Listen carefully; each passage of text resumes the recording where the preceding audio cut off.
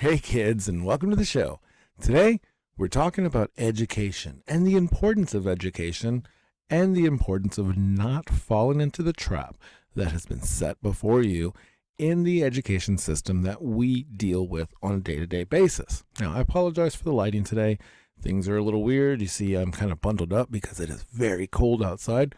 This is going to be a short show, but there are two major topics I want to discuss today. One is education and how we need to move forward, and two, what does this issue in Ukraine have to do with us? Well, that's pretty simple. It's money. It's money, guys. It's always been about money. We have people in charge and they continue on with the same things. History is super important to study.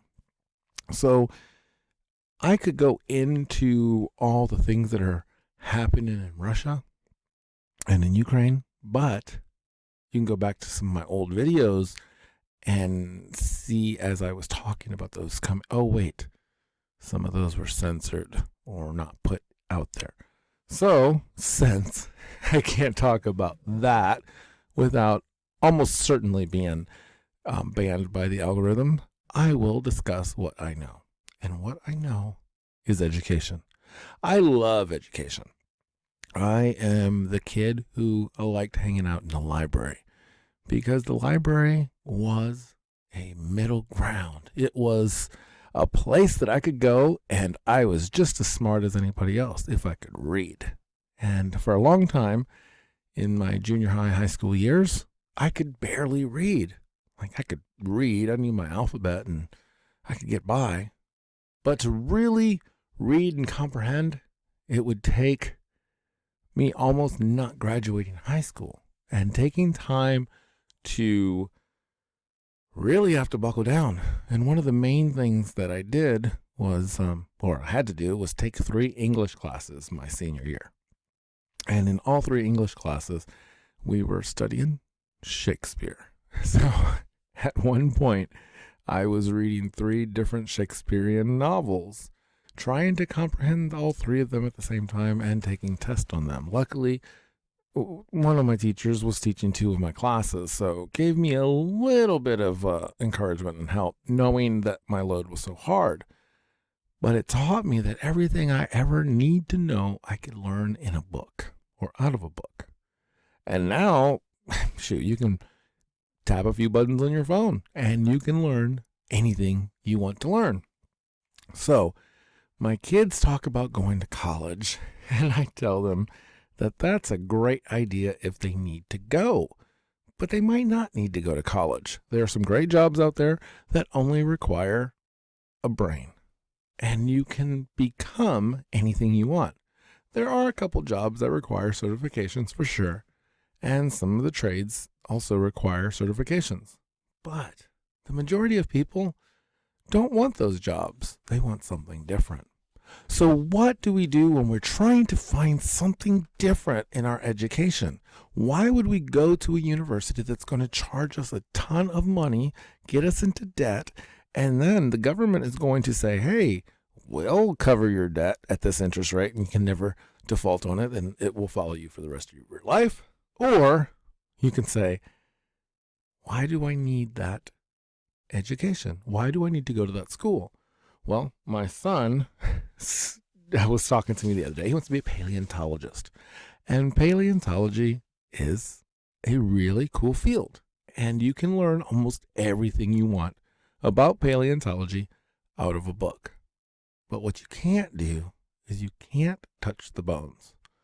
In paleontology, and when you're in school, you get to learn how to touch the bones. So going to school gives you access to what the university has, the fossils that they have, the resources they have that you can't get out of a book. You can't check it out. Now you can go and visit those places, but you can't really get anything out of that unless you go to the university.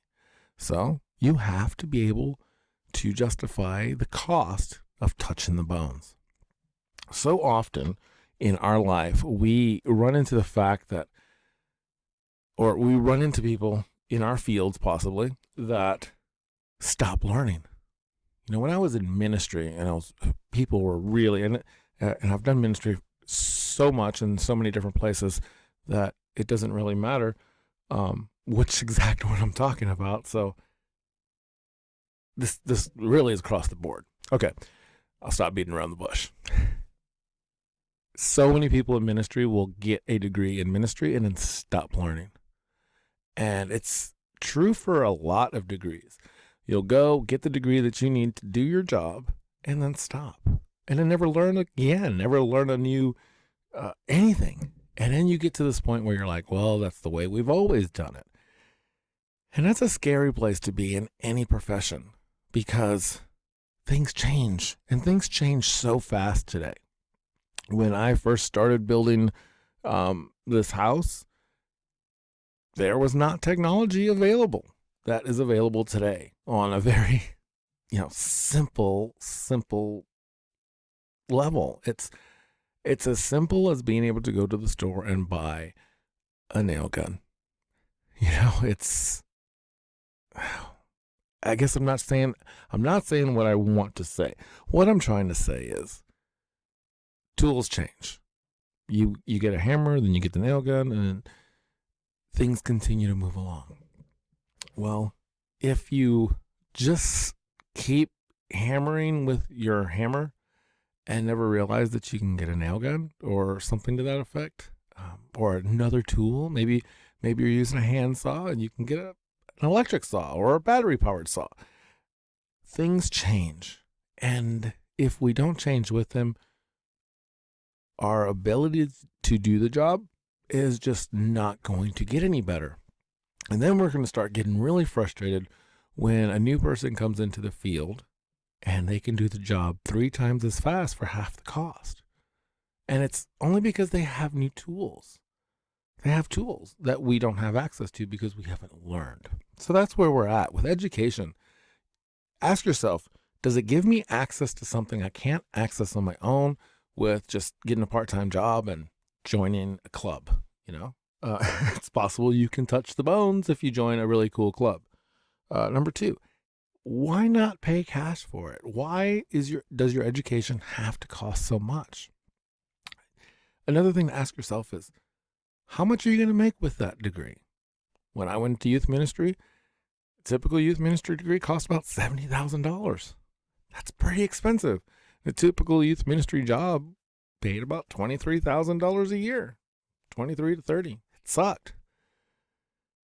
The degree will never pay for itself because you can never afford to pay it back. If you pay $150,000 for a medical degree, then yeah, you can pay that back with some discipline. But if you get a youth ministry degree and get a $30,000 job and a $70,000 loan, you're never going to pay it back. And there are other ways to get to that place, and that is through experience, mentorship, apprenticeships. I think that's what we're going to start to see a lot more of, because the scam that is the public education system, and I mean colleges by that because they get so much money from the government.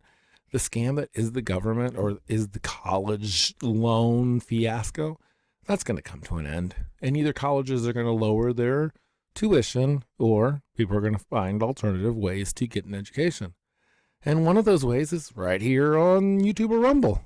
Yes, I said YouTube or Rumble because I'm sticking around with both. I'm trying to stay away from all these politics because, like I said, if you go back to my videos on YouTube over a year ago, I was discussing everything that's happening right now. My family knew that the stuff in Ukraine was inevitable. And I just have access to the same stuff you guys have. I just choose not to believe what's coming out of people's mouths. The thing is, when you tell the truth, you only have to tell it once, because people can check you out and they're like, oh, I can't believe he said that. They'll look it up and sure enough, you're right. You only have to say it once.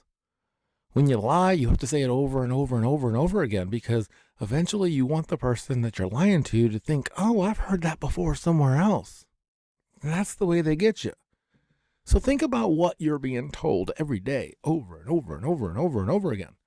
And that is what the person that has got your information and wants your money is using to make you have a reaction. If they can make you angry, you'll donate more money. If they can make you happy, you might donate more money. They're going to find out what things make you donate money. Because when you donate money or you click on a link, you're telling them what's important. So, education is different now. It doesn't need to be confined to four walls. It's everywhere and nowhere. The best part of education is to sit back and watch somebody that loves what they're doing do what they're doing and then ask them questions. Because the person that really loves what they're doing, who loves to share about what they're doing. And start thinking about something you can do in life that will make the world better. Not something that's going to make you a lot of money. Because as you can see in our current economic climate, you could just be canceled. If I relied on this channel, I could be canceled. And you never hear from me again. So we do other things. You can help out by buying some Scars and Stripes coffee. I have an affiliate link in the description, and it really helps us out, helps us pay for stuff like this microphone that I shouldn't be tapping during the show. Also, like, share, and subscribe. It's the best thing you can do for us, and it really means a lot. So if you've gotten this far, I hope I've earned your subscription, your ring that bell, or whatever it is. And I hope that you can kind of think about where you're moving when it comes to your education. What are you learning? What are you allowing to come into your brain? Because you can control that. You can control what comes into your brain. The easiest way is to turn everything off for a few days. And you might just realize that what you thought was important wasn't, and what is important maybe isn't, or something like that. Anyway, check it out. Unplug. Tell us how you feel. Until next time, work hard, be kind, and have fun.